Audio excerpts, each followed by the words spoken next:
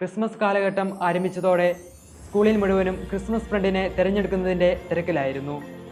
ആ സ്കൂളിൽ ഒരു ദരിദ്രനായ ബാലനുണ്ടായിരുന്നു. അവന് ക്രിസ്മസ് ഫ്രണ്ടായി ലഭിച്ചത് തൻ്റെ പ്രിൻസിപ്പാളിനെയായിരുന്നു. ഒരു നേരത്തെ ആഹാരം കഴിക്കാൻ വകയില്ലാത്ത അവന് പ്രിൻസിപ്പാളിന് ഒരു സമ്മാനം മേടിച്ചു കൊടുക്കുക എന്ന് പറയുന്നത് ചിന്തിക്കാൻ പോലും കഴിഞ്ഞിരുന്നില്ല. അങ്ങനെ അവൻ നിരാശയോടെ വീട്ടിലേക്ക് മടങ്ങിപ്പോയി. അവൻ അവൻ്റെ വിഷമം അവൻ്റെ അമ്മയോട് അറിയിച്ചു. എന്നാൽ ആ ദിവസങ്ങളിലൊന്നും അവൻ്റെ അമ്മ ഒന്നും പ്രതികരിച്ചില്ല. ദിവസങ്ങൾ കൂടുന്തോറും നിരാശയും അതിലേറെ ദുഃഖവും ആ കൊച്ചു ബാലൻ്റെ ഉള്ളിൽ വർദ്ധിച്ചിരുന്നു.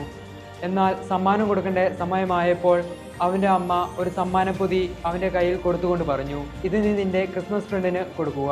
അവൻ്റെ അമ്മ തന്ന സമ്മാനപ്പൊതി വലുപ്പത്തിൽ ചെറുതായതുകൊണ്ട് ഒട്ടും സംതൃപ്തിയോടെയല്ല അവൻ അന്നേ ദിവസം സ്കൂളിൽ പോയിരുന്നത്.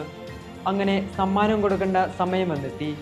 വിറയ്ക്കുന്ന കൈകളോടെ അവൻ തൻ്റെ സമ്മാനം പ്രിൻസിപ്പാളിൻ്റെ കയ്യിൽ ഏൽപ്പിച്ചു. പൊതി അഴിച്ചു നോക്കിയ പ്രിൻസിപ്പാൾ അല്പനേരത്തെ ശാന്തതയ്ക്ക് ശേഷം സമ്മാനത്തിൻ്റെ അകത്തിരുന്ന ഉണ്ണീശോയെ ഉയർത്തിപ്പിടിച്ചുകൊണ്ട് ഇപ്രകാരം പറഞ്ഞു, ഇതെനിക്ക് വെറുമൊരു സമ്മാനമല്ല, മറിച്ച് ഈശോയാണ്.